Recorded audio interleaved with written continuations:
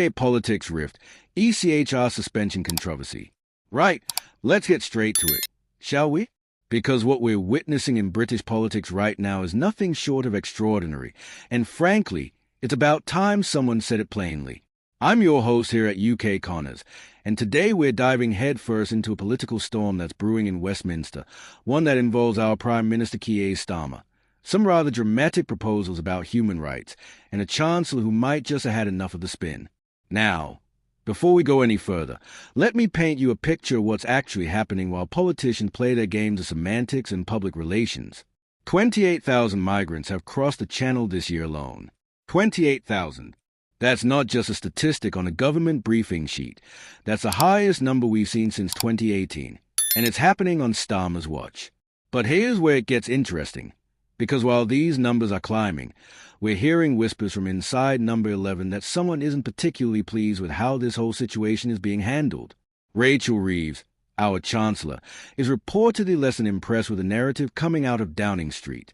Sources close to the Treasury suggest she's grown increasingly frustrated with what she perceives as a disconnect between Starmer's public pronouncements and the reality on the ground.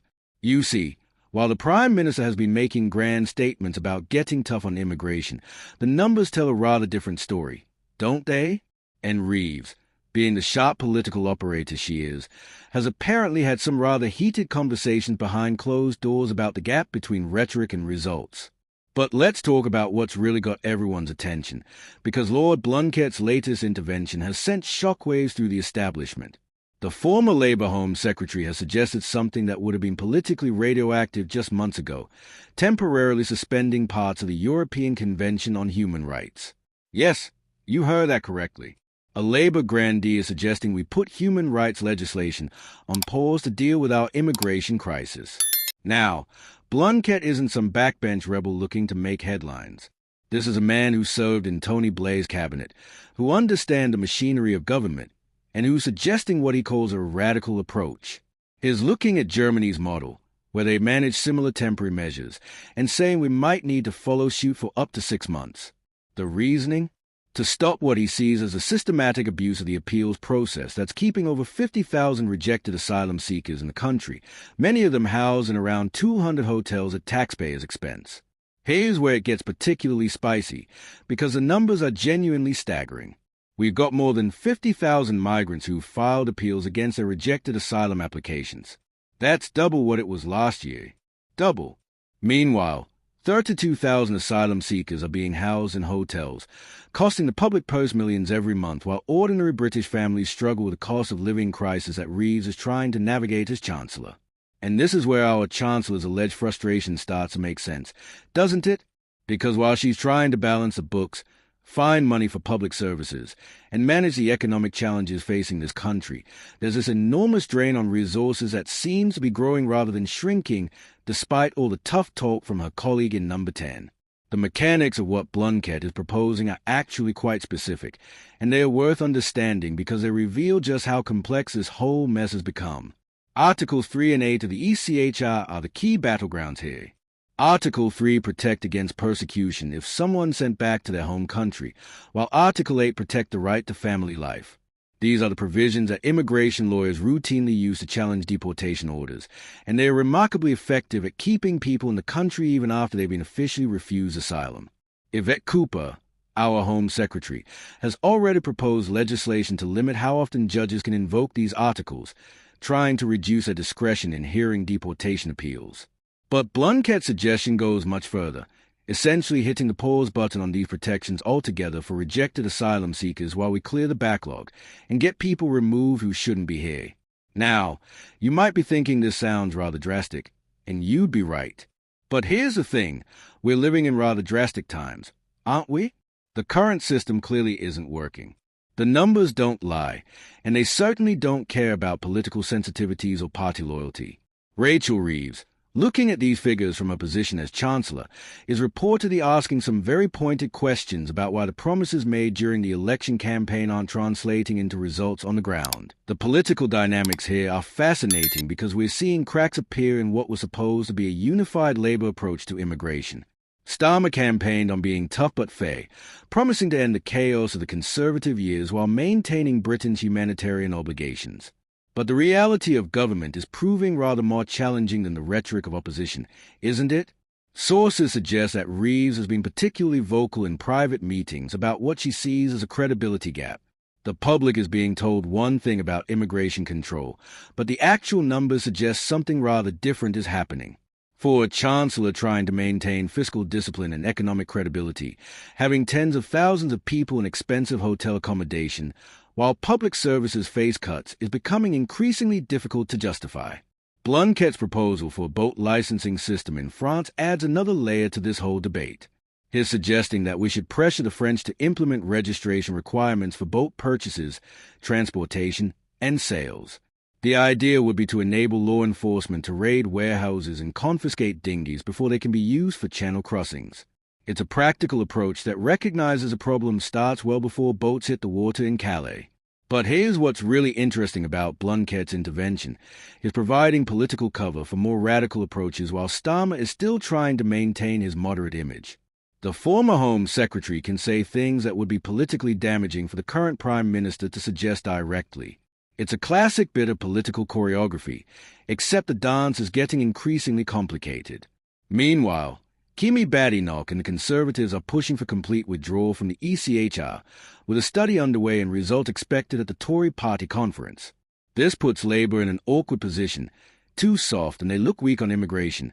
Too hard and they alienate their traditional supporters who care about human rights protections. It's political tightrope walking at its finest, except the rope seems to be getting thinner by the day. Rachel Reeves' position in all this is particularly intriguing because she's got to make the numbers add up regardless of the political rhetoric. Every day that 32,000 asylum seekers remain in hotel accommodation is another day of enormous cost to the Treasury. Every successful appeal that keeps someone in the country despite being initially rejected is another person whose accommodation, support, and eventual integration will need to be funded from the public purse. The Chancellor's reported frustration isn't just about immigration policy. It's about the gap between what politicians promise and what they can actually deliver. During the election campaign, Labour made strong statements about ending hotel accommodation for asylum seekers, speeding up processing, and removing those who shouldn't be here. But the machinery of government, the legal system, and the sheer scale of the problem have proved more resistant to quick fixes than anyone anticipated. This is where the human rights angle becomes so crucial, because the ECHR isn't just an abstract legal concept, it's a primary mechanism that preventing the government from delivering on its promises. Every deportation order that gets challenged, every appeal that gets heard, every judicial review that delays removal is another instance where humanitarian law conflicts with political necessity. Blanquet's 6-month suspension proposal is essentially an admission that the current legal framework makes effective immigration control almost impossible. But it's also an admission that Labour's election promises were made without fully understanding how difficult they would be to implement within existing legal constraints. The German model that Blanquet references is worth examining because it shows this isn't just a British problem. European governments across the continent are struggling with similar challenges, and some are taking increasingly radical steps to address them. Germany's 3-month suspension of certain ECHR provisions for asylum appeals was controversial but effective in clearing backlogs and speeding up removals. For Rachel Reeves, watching these European experiments while dealing with British political realities must be particularly frustrating. The Treasury needs certainty about costs and timelines, but immigration policy is delivering neither. The current system creates open-ended financial commitments with no clear resolution pathway, which is exactly the kind of fiscal nightmare that keeps chancellors awake at night. The appeals system that Blanquet wants to reform is genuinely being abused, and the numbers prove it. When you got 50,000 appeals against rejected applications, double the previous year's figure, something has clearly gone wrong with the process. The system was designed to provide genuine protection for those who need it, not to create endless delay tactics for those who don't qualify for asylum but don't want to leave. What makes this particularly galling for someone in Reeves' position is that every successful appeal, every delayed removal, every extended stay in hotel accommodation represents money that could be spent on schools, hospitals, infrastructure, or tax cuts for working families. It's a zero-sum game, and the current immigration system is absorbing resources that could be making a real difference to British communities. The political optics of this whole situation are becoming increasingly difficult for Labour to manage. They can't be seen to be weak on immigration control, but they also can't abandon their commitment to human rights and international law. It's a classic political bind, made worse by the fact that the numbers keep getting worse regardless of the rhetoric. Starmer's challenge is that he needs to satisfy multiple constituencies: Labour voters who care about human rights, swing voters who want immigration control, Treasury officials who want fiscal discipline, and international partners who expect Britain to honour its treaty obligations. Squaring that circle is proving more difficult than anyone anticipated, and the frustration from figures like Rachel Reeves suggests that patience is wearing thin. The boat licensing proposal for France represents a different kind of challenge because it requires international cooperation at a time when British relations with European partners remain complicated by Brexit. Convincing France to implement new licensing systems and enforcement measures isn't just a matter of British domestic policy. It requires negotiation, cooperation, and probably financial incentives. But here's the really interesting bit about all this. We're seeing the emergence of a new kind of political debate about human rights and national sovereignty. Blunkett's proposal isn't about permanently abandoning human rights protections. It's about temporarily suspending them to deal with a specific crisis. It's a more nuanced position than complete withdrawal, but it's still a significant departure from traditional Labour thinking. For Rachel Reeves, this nuanced approach might actually be quite appealing because it offers a potential solution without completely abandoning Labour's values. A temporary, targeted suspension could address the immediate crisis while maintaining the party's commitment to human rights in principle.